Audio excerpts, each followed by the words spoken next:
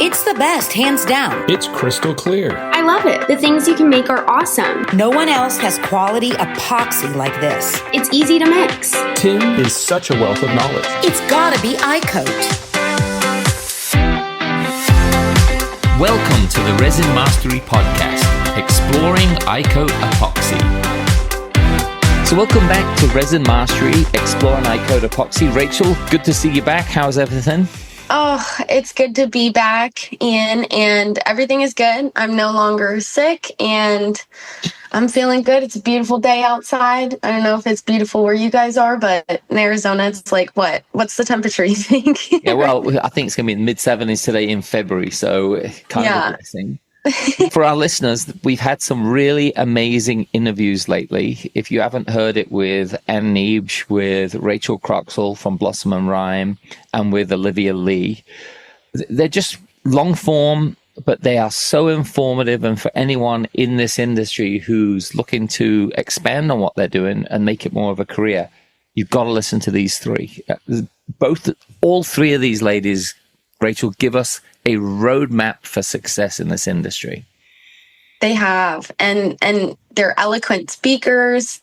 They're all really enjoyable people to be able to hang out with for an hour as well, you know, and I'm still planning on going to Rachel's business, you know. Yeah, in Tennessee. She wants people to drop in, correct? Yeah, I do want to drop in sometime. I've always wanted to make it to Tennessee, so we'll see if I ever make it to Tennessee. What I love about what all three of them said, none of them had any fear of giving out information that would negatively affect their business. All of them, to a T, said there is so much work out there that for anyone starting doing preservations for, weddings, funerals, whatever, there is so much demand and there is so much work, and it really is just a case of committing yourself to it, and there's a future to be had doing it.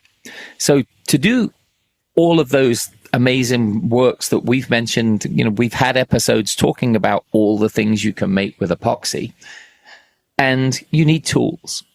Yes. Beyond the gloves, the stirring sticks, the plastic buckets and things like that, you need some tools. So today we're going to cover tools of the trade. And for everybody listening, if you want to look up the links we talk about, they're on the website. Just go to artist.icoatproducts.com and you'll see in the top layer, there's a link for tools. Now, just to give you a heads up, these are not tools that we actually sell ourselves, but Tim, who owns the company and is very particular about what tools to recommend, has found on Amazon some of the best that are out there, everything from heating mats to vacuum chambers and so on. Mm-hmm. We've also made sure that the money we make on commissions on this goes to a charity. And you can come and check that out. Of course, it's not a lot of money, but it's just, we want you to have the best tools. We want you to be able to complete the job right from the get-go. So we're going to cover some of these tools and we'll talk about what they're used for, and we'll get to a point where you'll feel better. So, Rachel, let's start with safety tools. Alrighty, safety tools. Let's see. So there are a few really good ones on here, but I'll start with the full face gas respirator mask. You can get either a full face or a half face respirator. Mm-hmm. The reason for a respirator is for when you're doing a lot of projects at the same time in a closed space. Mm-hmm. If you were working with this product outside, or if it's just a one-off product in a fairly decent sized room, you're not going to need a respirator. There's going to be no issue unless you have some kind of allergy. So these respirators, like Rachel from Blossom and Rhyme was saying, sometimes they've got a ton of projects going in this. I think, what did she say, 6,000 square feet? Yeah. So they have a big space, but at the same time, when you get enough of that chemical reacting in that same space, just to be safe, you probably want a respirator. Just to be safe. Now, I think if we remember rightly, OSHA actually came in and told her that, yeah, you can use an N95 mask most of the time, if you're just doing smaller projects. If you get to a full face respirator, it's because you've got a lot of stuff going on. Now, the difference between the full face and the half face is the full face covers your eyes. Yeah. And it's so one that's thing, more so like sanding and stuff like that. I would wear that. And also, Tim said to me on one interview I did with him that one of the biggest mistakes and the worst things that can happen with epoxy is when people don't wear eye protection when they're mixing it. Ooh. Just in case someone hits go on the drill while there's still epoxy on it and it hits someone in the eye. Yeah, that's true. I didn't even think about that because that'd be really hard to get out of your eye. Oh, it can go behind. It can cause really bad, like anything. It can cause really bad problems. So that's what the full face is. So if you're wearing the half face respirator, wear our eye protection. Now, we don't have on these links eye protection because eye protection's whatever people feel comfortable wearing. Some people want a full protection that goes around the sides. Other people want just either sunglasses or just clear glasses, but something that covers. So the chances of you getting anything in your eye is protected. So, there are a few really, really interesting and important things safety-wise for your body to do. So, like you said, Rachel, for sanding, cut something so you're not breathing in the dust. Yeah, exactly. Fumes, if you're doing a lot of molds at the same space or a lot of epoxies being cured at the same time in an enclosed room, fully for breathing as well. But always eye protection. I think that's just one of the biggest things. If you got a bit in your mouth, you could spit it out. But if it goes in your eye, now you're in trouble.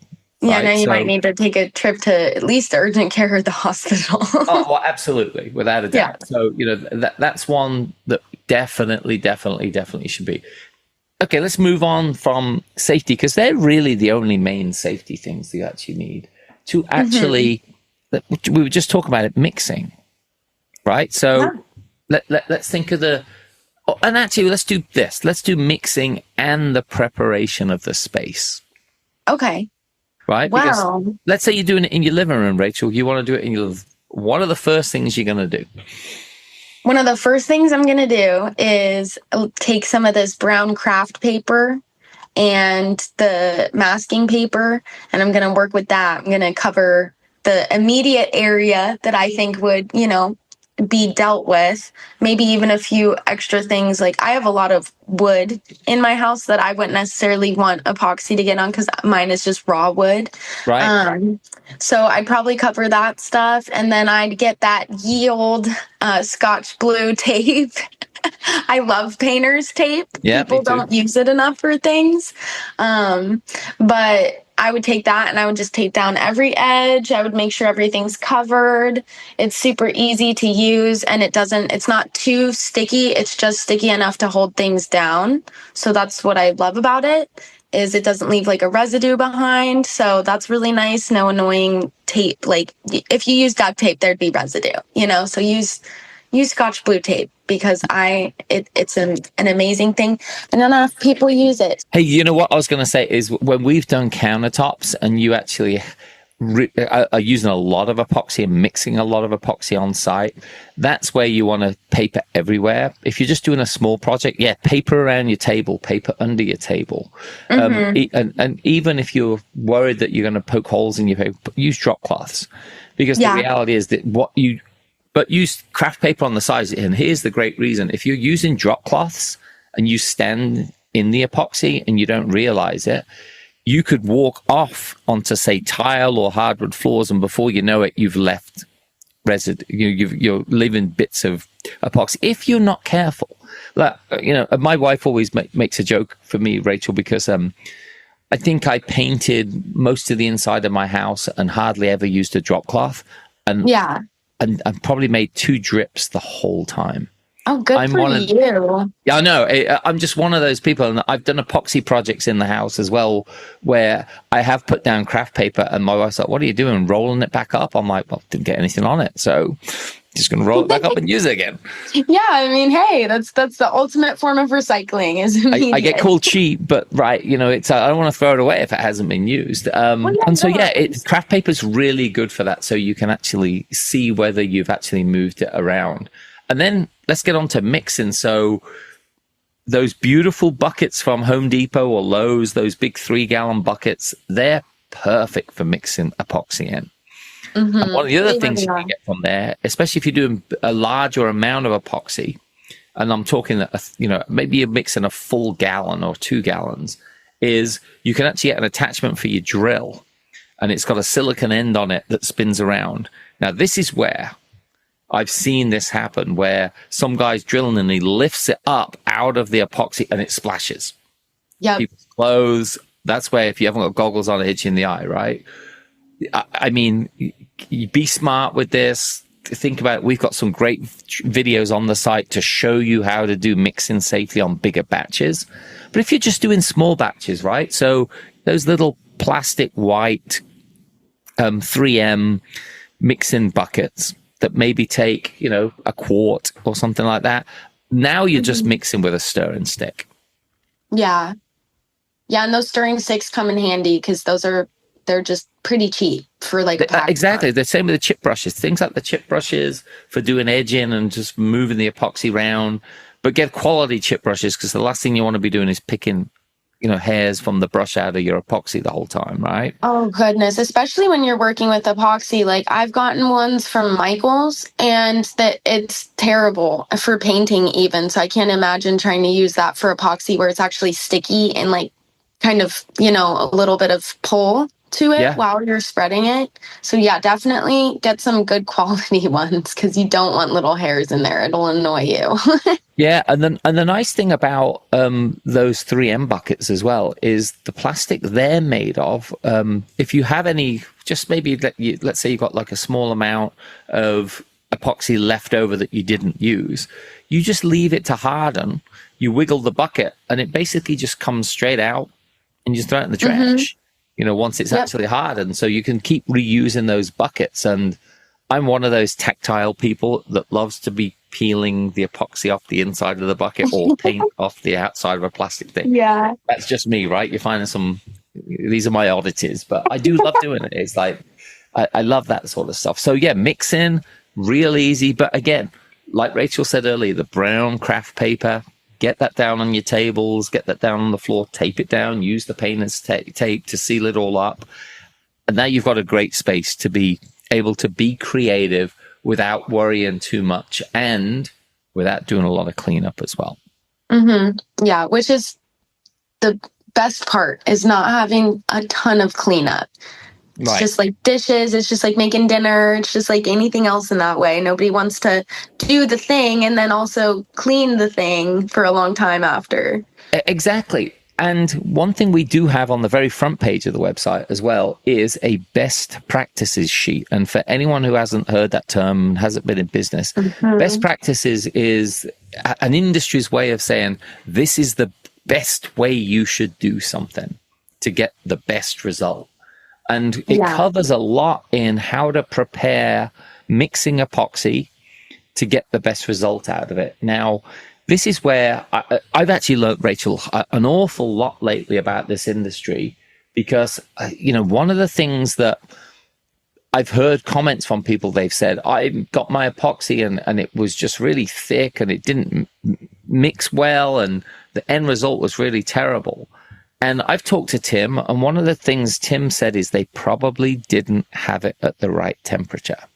It was probably a little too, just a little too cool. Yeah, so right, because the colder it is, the more viscous it's going to be. You heat it up, now it starts to actually become, thinner.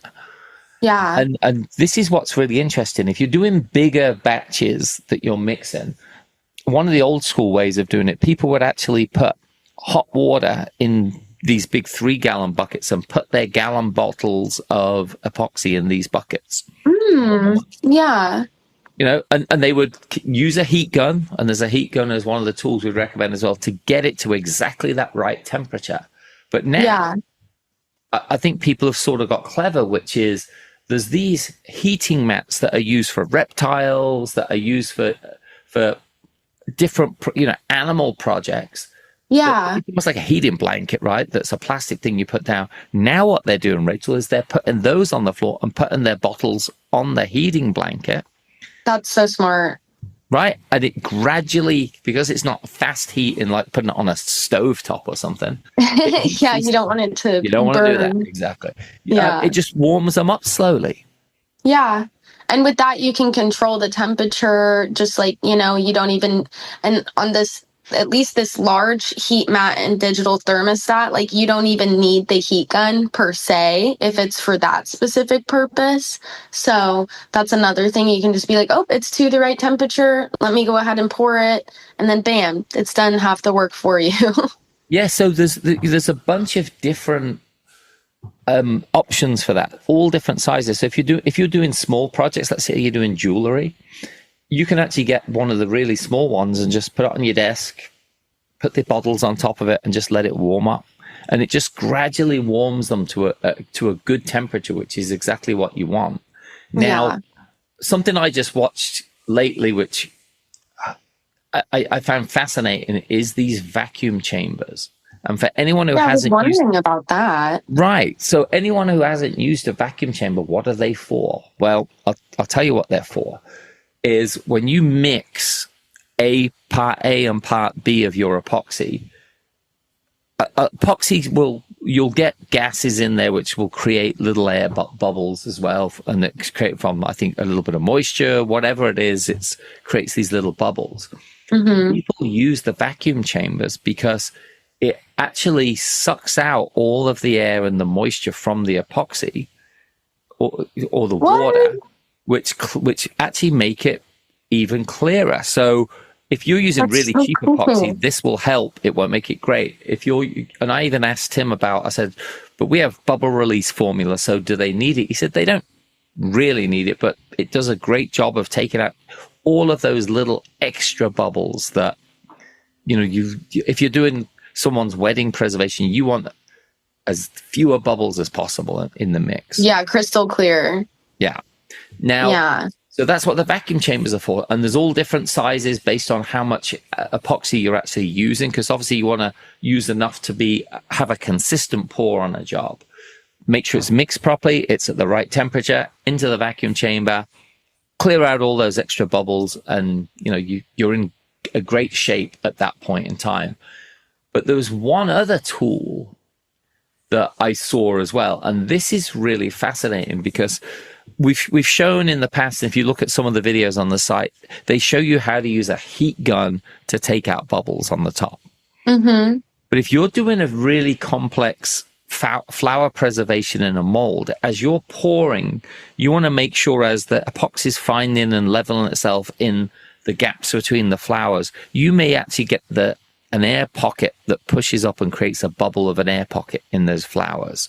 Mm-hmm. So I'm going to just tell our listeners, go to our site and have a look at this, because there's a really, really cool tool to remove bubbles from epoxy in these flower preservations and in intricate designs. And it's almost like a lower level soldering iron. And it's absolutely perfect for just nicking into the gaps and finding these little bubbles and just popping them out. And we'll actually, in the show notes, have a link to this video that's on the site, because it's really fascinating how it just removes all these extra bubbles.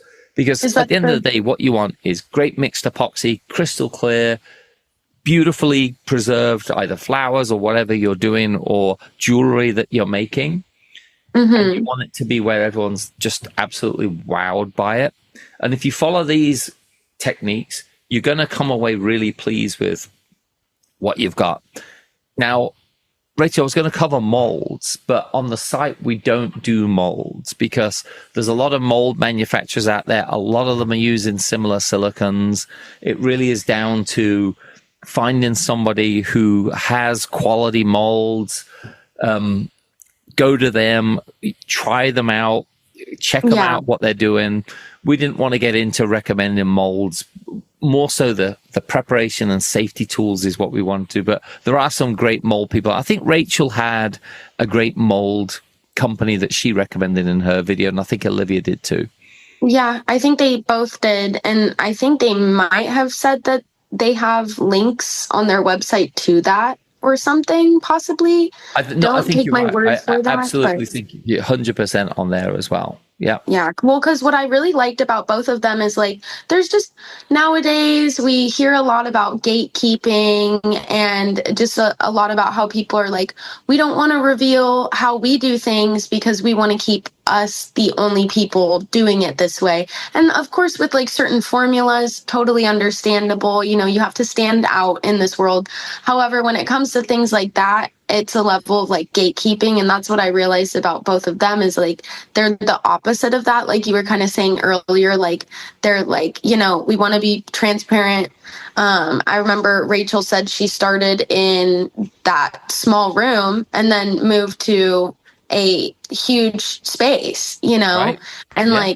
like that's also something that I feel like is important for people to know is like, you're not always going to start off with 4,000 to 6,000 square feet of space. You might just start off with, you know, 4 to 6 square 4 to 6, feet. yeah, 4 to 6, right? Or 4 to 600 if you're lucky. Yeah, but no, you're right.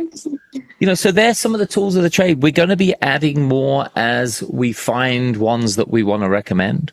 Others will tell you that there's a ton of other tools out there, again, like stirring sticks and 3M buckets, but, you know, they're table stakes when you're dealing with epoxy resin. So on the website, it's artist.icoatproducts.com, and it's the tools link, which takes you to tools of the epoxy resin trade. And Rachel, we'll just have to keep adding in as we go along. If people want to contact us, they can message us through the website or through the podcast as well. Any last thoughts from you on tools of the trade? No, not really. I think that so far what we've got on here already is covered really well.